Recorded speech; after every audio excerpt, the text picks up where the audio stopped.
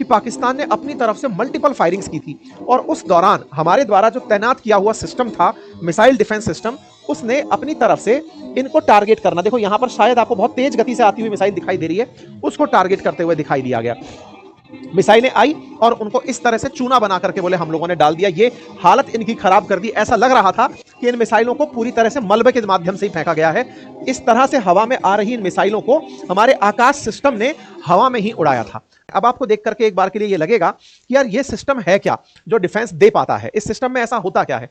असल मायने में ये बहुत उन्नत किस्म के रडार लगे हुए हैं और इन रडार के माध्यम से दुश्मन की फेंकी गई कोई भी ऑब्जेक्ट को, चाहे वो ड्रोन है, चाहे वो मिसाइल है, चाहे फिर वो हवाई जहाज है, कोई भी चीज अगर भारतीय एयर में एंट्री कर रही है तो ये अपने द्वारा कैलकुलेट कर लेते हैं कि हां हमारी तरफ कोई फ्लाइंग ऑब्जेक्ट आ रहा है, और ऑब्जेक्ट को कैलकुलेट करने के बाद ये अपनी बैटरीज में रखी हुई मिसाइलों से उसे न्यूट्रलाइज कर देते हैं।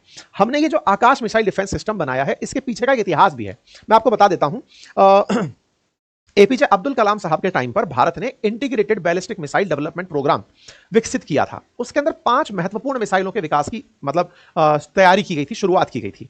उनको हम शॉर्ट फॉर्म में PATNA, बोलने में ऐसा लगता है जैसे पटना बोल रहे हो, जिसमें P पृथ्वी की बात करता है, A आकाश की बात करता है, T त्रिशूल की बात करता है, N नाग की बात करता है, और आखिरी वाला जो A है वो अग्नि की मिसाइल बात करता है। भारत ने उस समय पर बैलिस्टिक मिसाइलें, यानी कि जो पैराबोलिक पाथ लेकर के टारगेट को हिट करने जाएं, उन मिसाइलों के विकास का अपने ही देश में स्वदेशी कार्यक्रम शुरू किया था।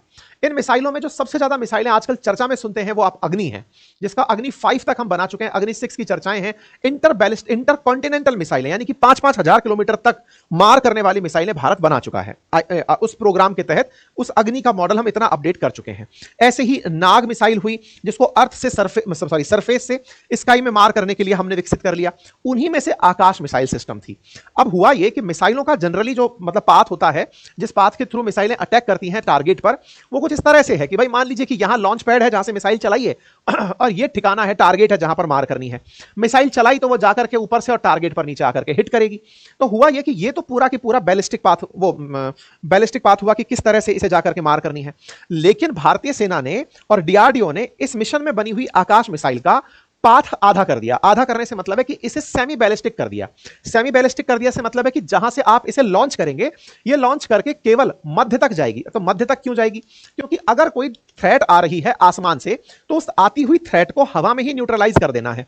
हमें ग्राउंड पर अटैक ही नहीं करवाना आकाश से। तो हमने क्या किया कि आकाश की जो आगे की ऊर्जा थी ना, जो उसे और आगे का पाथ ट्रेवल कराती, उसको यहीं पर इंटीग्रेट कर दिया। तो आकाश हमने एक सेमी बैलिस्टिक मिसाइल बना दी जो सरफेस से चलेगी और एयर में मार करेगी। सरफेस टू एयर मिसाइल बना दिया। था ऑब्जेक्ट इसका बैलिस्टिक मिसाइल बनने का, लेकिन हमने सेमी बैलिस्टिक बनाकर surface to air missile system में इसे कन्वर्ट कर दिया।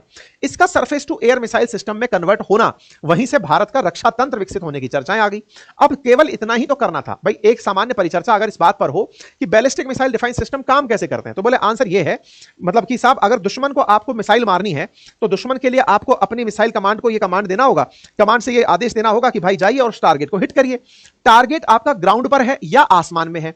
आसमान के टारगेट को हिट करने के लिए आपको बहुत ज्यादा प्रिसीजन चाहिए, बहुत ज्यादा एक्यूरेसी चाहिए, क्योंकि जितने साइज में वो मिसाइल आ रही है उतने ही अपर्चर को हिट करने के लिए एक्यूरेसी का बहुत ज्यादा महत्व होता है। मतलब जब तक उस मिसाइल को आप हेड टू हेड नहीं मारोगे तब तक तो कोई मतलब ही नहीं है भाई। किसी मान लीजिए कि 1 किलोमीटर के अंदर कोई क्षेत्र है या ग्राउंड है, उस पर मिसाइल फेंकना ज्यादा आसान है।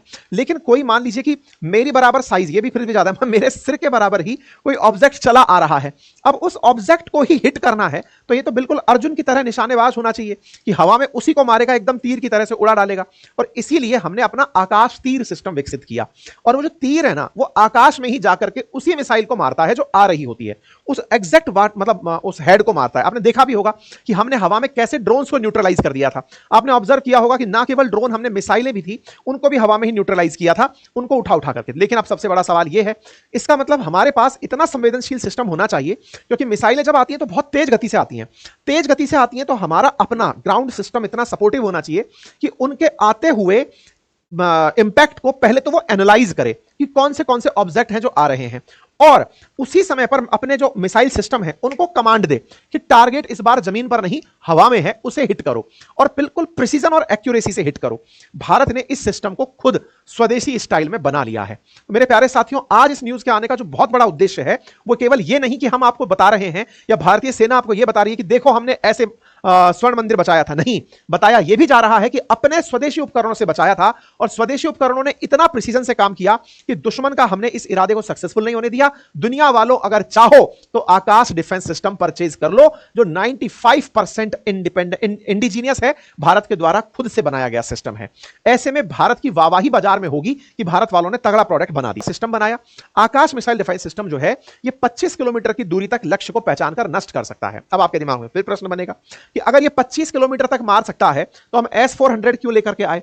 उसमें जो 400 शब्द है ना, वो इसी नाम के लिए है कि वो 400 किलोमीटर दूर से पहचान लेता है कि जो उड़ती हुई मिसाइल है इसका लक्ष्य क्या है। वो 400 किलोमीटर दूर से उसकी इंटेंसिटी को पहचान लेती है कि हां ये बहुत दूर से आ रही है और उसका लक्ष्य जो है वो इस शहर को बनाया जा रहा है, वो उसके पाथ को रीड कर लेती है। तो S-400 एक उन्नत किस्म का सरफेस से हवा में मार करने वाला डिफेंस सिस्टम है। ठीक है, आकाश भी एक ऐसा ही surface to air defence system है। तो हमने आकाश था हमारे पास, तो S-400 क्यों लिया? तो आंसर मिल गया होगा, दूर तक के लक्ष्य को पहचानने के लिए। तो फिर हमने कैसे तय किया कि आकाश चलाना है कि S-400 चलाना है? ऐसा नहीं था। भारत ने 4 लेयर में अपनी डिफेंस क्रिएट की थी। ऐसे समय पर जब वॉर हो रहा था, सबसे पीछे इस तरह से व्यवस्थाएं की थी कि जब सबका सिस्टम फेल हो जाएगा तब सबसे दूर मार करने वाले निकल कर जाएंगे मार करने के लिए। ठीक है, तो S-400 सिस्टम को हमने विकसित किया हुआ है और यह तकनीकी में रडार सिस्टम की बहुत ही खूबसूरत इकाइयों के साथ लगा हुआ है। अब एक और इंटरेस्टिंग बात सुनिए।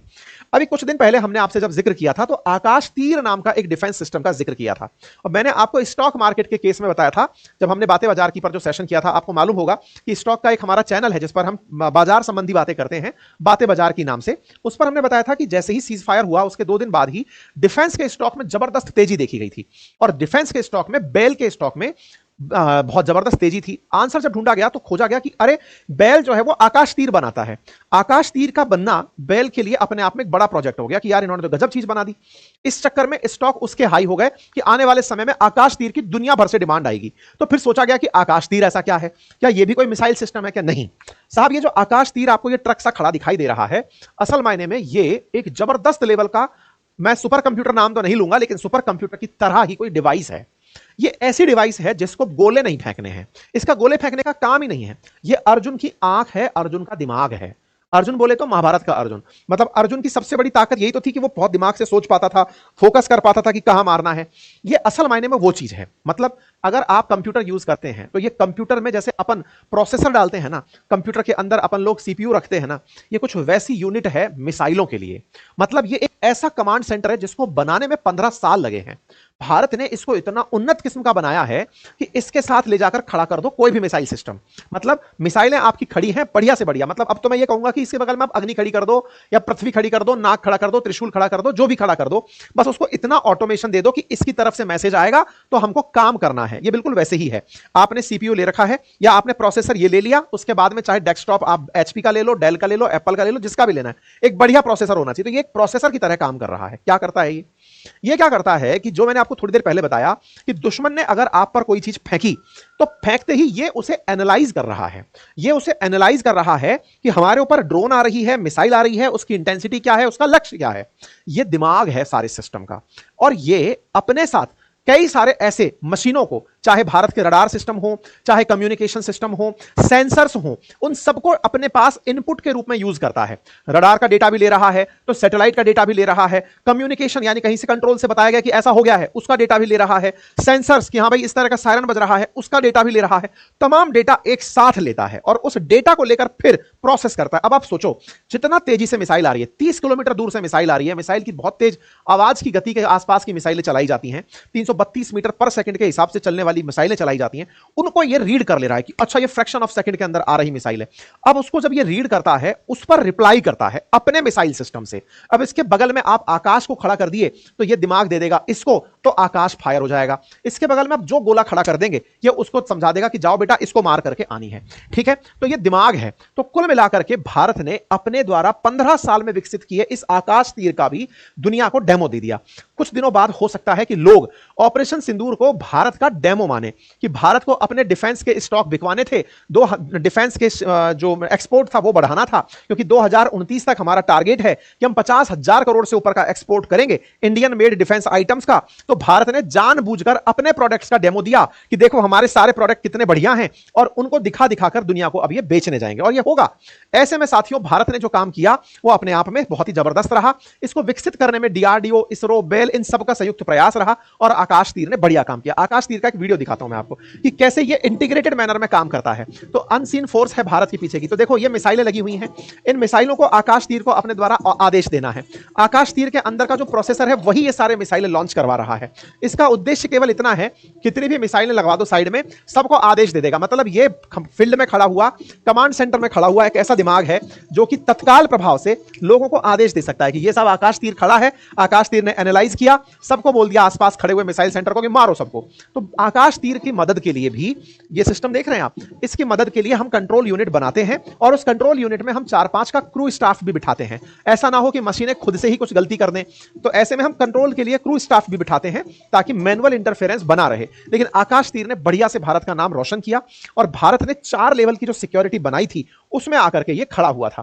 पहली लेयर में हमने काउंटर ड्रोन खड़े किए थे, दूसरी लेयर के अंदर शॉर्ट रेंज हमने सरफेस टू एयर मिसाइल खड़ी की थी, सेकंड जो थर्ड लेयर थी उसमें मीडियम रेंज से हमने सरफेस टू एयर मिसाइलें रखी थी, और चौथी के अंदर long range surface to air मिसाइलें हमने रखी थी। तो हमारा आकाश तीर जो था उसने बढ़िया से हमारी 4 लेयर सिक्योरिटी को अंजाम दिया। भारत के पास अब खुद के विकसित किए हुए बहुत सारे अपने आत्मनिर्भर भारत के ऐसे डिफेंस सिस्टम तैयार हो गए हैं जो कि इन दिनों बढ़िया से ट्रायल कर लिए गए। क्योंकि जब रशिया यूक्रेन चल रहा था तब ड्रोन की चर्चाएं होना शुरू हो गई थी। आपको यह याद आ गया था, उस समय हमने भी ये बात अच्छे से की थी, और आपको ध्यान भी होगा कि आने वाले युद्ध के अंदर कन्वेंशनल वॉर नहीं होगा, मतलब कि बॉर्डर से इस तरफ से फायरिंग उस तरफ से फायरिंग नहीं। जिस तरह से रशिया यूक्रेन के केस में ड्रोन चला चला करके अब निशाना बनाया गया है, ऐसे ही संभव है कि ड्रोन से ही निशाने बनाए जाएंगे। तो हमने पहले से ही ये सब चीजें विकसित की थी, और भारत ने ड्रोन का तो ऑब्जेक्टिव ही ऐसा बना रखा है कि अगले 5 सालों में संभव है कि भारत ड्रोन का सबसे घातक वर्जन दुनिया के सामने लाकर रख दे कि ड्रोन से ही युद्ध करना है, हम पूरी तरह से तैयार हैं। ठीक है साहब। तो आकाश और आकाश तीर सिस्टम मिलकर के बढ़िया काम करते हैं। बात हो S-400 की, तो ये अपनी 400 किलोमीटर दूरी तक की रेंज के लिए जाना जाता है। इनके साथ कमांड सेंटर के अंदर जिस तरह से काम होता है वो मैंने आप लोगों को बता दिया है।